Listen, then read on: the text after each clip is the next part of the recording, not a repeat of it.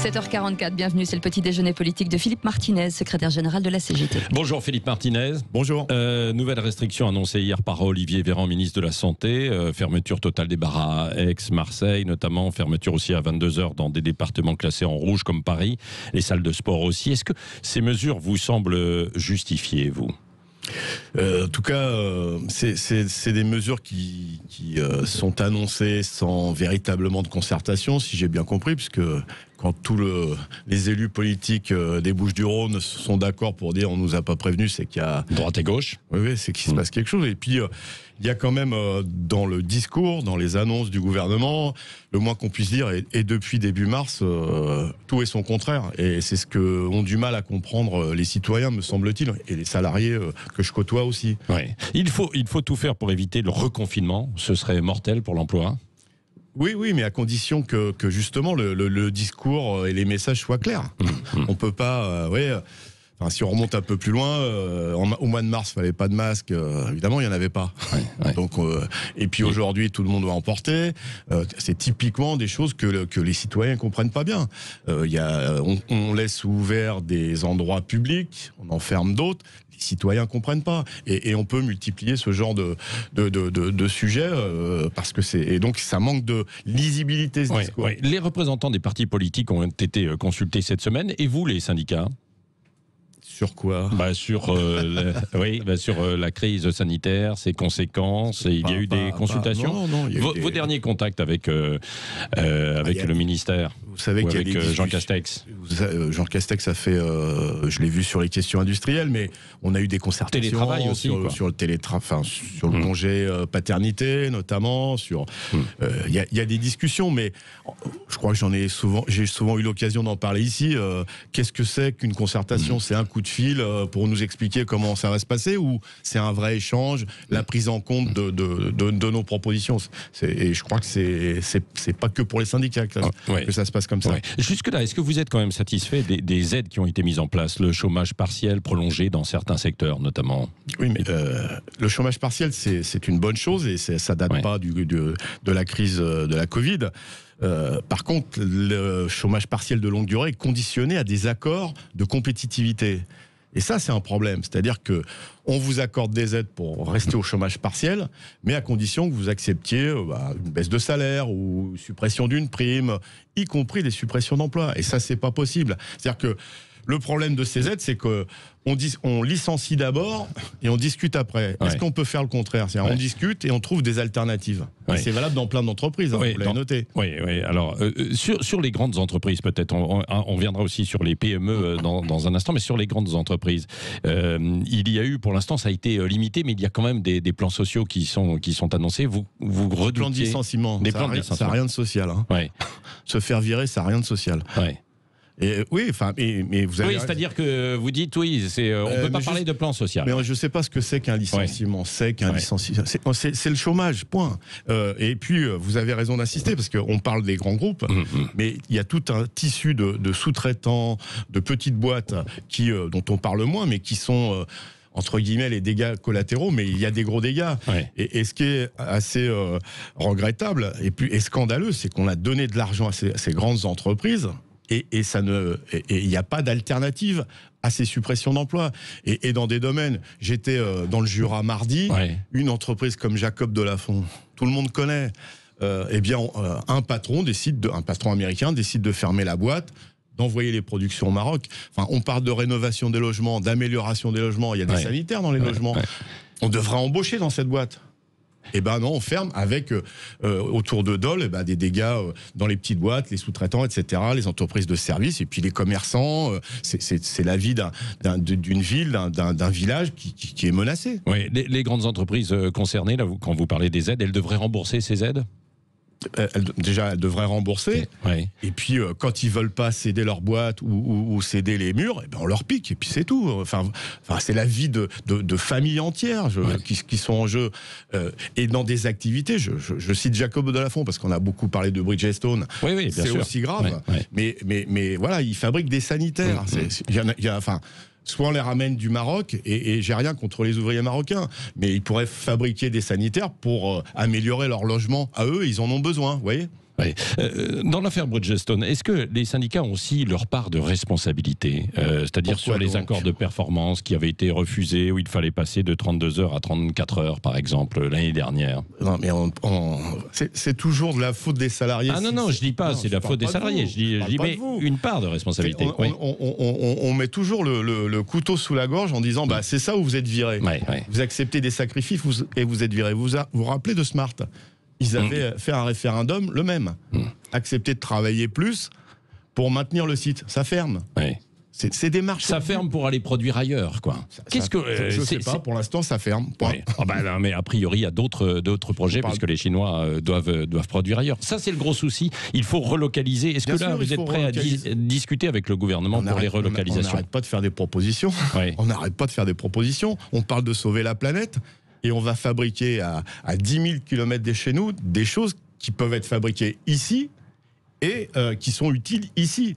Nous, on propose d'ailleurs que pour les marchés publics, par exemple, rénovation des logements, il y ait dans les appels d'offres des clauses sociales. C'est-à-dire qu'il faut respecter un minimum de règles sociales et des clauses environnementales. Rapatrier, faire revenir des produits à l'autre bout de la planète, c'est pas bon pour la planète. Et donc ça devrait...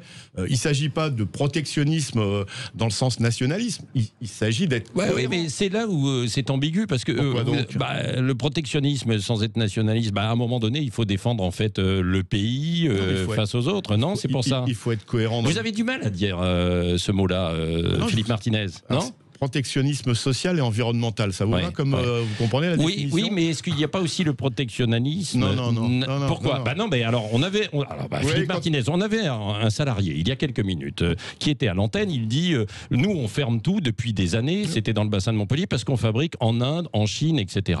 Donc quelque part il voulait du protectionnisme, nationalisme. Non, social. Pourquoi? Mais c'est quoi social? Social, c'est appliquer des règles internationales de droit des salariés. Par exemple, mais vous savez bien que vous n'allez pas imposer en Chine et en Inde. Vous connaissez l'ONU? L'ONU, tout le monde connaît. Eh bien, dans l'ONU, il y a une organisation qui s'appelle l'OIT, Organisation internationale du travail. C'est pas des règles... Qui existent depuis 20 ans. Hein. On voit ce que ça donne. Quoi. Qui n'existent pas depuis 20 ans, qui existent depuis l'après-hier. Donc, non, mais avec plus de poids. Attendez. Qui existent depuis l'après-hier. C'est des règles internationales. C'est pas, ils ne demandent pas les 28 heures. Hein. Ils demandent, par exemple, de respecter le droit de grève et le droit de se syndiquer, des libertés fondamentales. Vous imaginez le nombre d'entreprises... Si on avait des clauses sociales de ce type dans les appels d'offres, des marchés publics, par exemple, vous imaginez le nombre d'entreprises qui ne pourraient pas concourir à ces appels d'offres? Donc il faut mettre ces clauses sociales dans les marchés publics. Ça permettrait d'améliorer le sort des salariés dans les autres pays.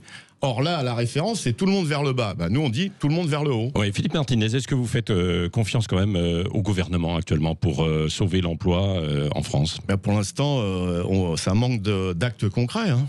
Alors, il y avait eu l'ordonnance... il y a un nouveau Premier ministre, mais il y a de nombreux ministres qui sont là depuis 3 ans hein, et qui ont toujours mis pointé du doigt les entreprises. Mais je peux vous citer quelques entreprises qui ont fermé malgré des petites colères de ministres. L'ordonnance Covid qui devait permettre de racheter des entreprises par un actionnaire. Elisabeth Borne a promis à ce micro qu'il fallait se réinterroger sur ce texte parce que certains en profitent pour fermer. C'est le moins qu'on puisse dire. Je pense à Alinéa par exemple, où c'est une des familles les plus riches de France qui se met en dépôt de bilan et qui va racheter avec des aides publiques une entreprise qu'il a lui-même mis en dépôt de bilan. Enfin, c'est absolument scandaleux. C'est absolument scandaleux. Est-ce que les syndicats sont en phase mortelle? C'est ce qu'a dit hier l'un de vos collègues, en fait. Oui, je l'ai lu. Non. J'ai lu ça. Non, je ne crois pas. Il dit parce qu'il y a de l'impuissance. Il y a de l'impuissance des politiques. Il a le droit de dire ce qu'il veut, mon collègue de l'UNSA. Je ne crois pas. Moi, j'ai vu pendant le Covid beaucoup de salariés, notamment des petites entreprises, des toutes petites entreprises qui nous appelaient. Quelle protection j'ai droit? On m'oblige à signer quelque chose pour ne pas porter de masque. Voilà. Tout le monde comprend l'intérêt des syndicats et l'utilité des syndicats, à condition que les syndicats, ils jouent ce rôle-là. Et c'est pour ça qu'il faut que en tout cas la CGT, les militants, se tourne régulièrement vers les salariés, les écoute, etc. Sinon, on va être comparé à des gens qui parlent beaucoup, mais qui ne changent pas la vie des gens. Et ça vous rappelle peut-être quelques politiques. Oui, mais enfin, quand même, quand il dit les syndicats sont mourants, et quand on voit la mobilisation cette semaine, enfin, il y a quelques jours, non, mais c'est vrai qu'il n'y a pas eu beaucoup de monde lors de votre manifestation. Est-ce que c'était le bon moment d'appeler à manifester Parce que quand on annonce des milliers de suppressions d'emplois, ceux qu'on connaît et celles qu'on ne connaît pas, on fait rien. On fait rien. Vous voyez, par exemple, les aides à domicile. Je cite que ces salariés-là, dont on a reconnu l'utilité pendant le confinement, parce que c'est souvent des femmes d'ailleurs, qui se déplacent tôt le matin ou tard le soir pour aller soigner des gens à domicile. On les a remerciées comment? Elles sont payées comme avant. Et pourtant, elles sont indispensables, selon le président de la République. On fait rien, on dit rien. On dit on attend que ça passe, et puis peut-être que si M. Macron a décidé d'en donner un peu moins aux grandes entreprises et un peu plus aux salariés, ça changera. Les hôpitaux, vous voyez on a fermé la parenthèse des hôpitaux. Les problèmes d'emploi, on propose 400 000 créations d'emplois entre les hôpitaux, les EHPAD, les aides à domicile. C'est indispensable pour le pays. Et donc on fait rien. Et du côté des entreprises privées, parce que là vous parlez beaucoup du public, vous craignez parler de non mais les hôpitaux quoi, par exemple. Je peux vous parler de Briquet-Saulnes. Est-ce que vous pensez que le pire de la crise est à venir? En tout cas, s'il n'y a pas de mesures radicales du gouvernement, c'est-à-dire nous on demande un plan de rupture, c'est-à-dire on ne donne pas de l'argent sans contrepartie, c'est on te prête de l'argent, qu'est-ce que tu fais pour non seulement éviter les licenciements, mais pour avoir des investissements dans les boîtes et pour créer de l'emploi, parce que on pense qu'on peut créer de l'emploi. Qu'est-ce que vous faites pour augmenter les salaires? Voilà. Donc il faut un plan de rupture. Un plan de rupture, bien sûr. Parce que là, c'est plutôt un plan de continuité. C'est que je vous donne de l'argent et puis soyez gentils, essayez de pas trop licencier. C'est ça, non? Oui, mais le gouvernement est un peu coincé là parce que c'est vrai qu'il doit maintenir les activités de chômage partiel. Ça coûte quand même énormément pour aider en fait l'ensemble des entreprises. Donc ce plan de rupture, est-ce que c'est le bon moment? Vous pensez qu'on prépare l'avenir en virant des gens qui ont un savoir-faire, qui peuvent former des jeunes? Parce qu'il faut de la continuité. Les anciens pourraient former les apprentis. Vous voyez, on donne de l'argent aux entreprises pour accueillir des apprentis, des alternants. Mais on ne leur garantit pas un CDI derrière. Ça c'est un programme ambitieux. Question avec Cécile Ménébus, Philippe Martinez. Vous parliez d'héritage, je vais vous parler de la congé paternité qui passe de 14 à 28 jours, dont 7 obligatoires. Est-ce que c'est une avancée sociale selon vous? C'est une avancée, mais c'est pas suffisant. C'est-à-dire pourquoi 7 obligatoires et les autres en option? Vous savez... Parce que c'est difficile peut-être pour des entreprises de laisser partir des papas 4 semaines. Mais c'est indispensable de les laisser partir. C'est pour l'équilibre familial, c'est pour que les papas s'occupent de leurs enfants. Enfin, tous les milieux scientifiques le disent. Donc pourquoi c'est une option? Pourquoi c'est une option? C'est-à-dire que vous auriez fait 28 jours obligatoires? Obligatoire, oui. Si on dit que c'est indispensable et à juste titre pour l'enfant, ça doit être obligatoire. Parce qu'il va y avoir forcément une pression sur les papas. Et on va retrouver des vieilles rengaines réactionnaires en disant ça c'est le boulot de ta femme, t'as pas besoin de t'en occuper. C'est ça qu'on va avoir. Donc ça devrait être obligatoire, mieux indemnisé. Donc c'est une avancée, évidemment, mais il faut être beaucoup plus ambitieux.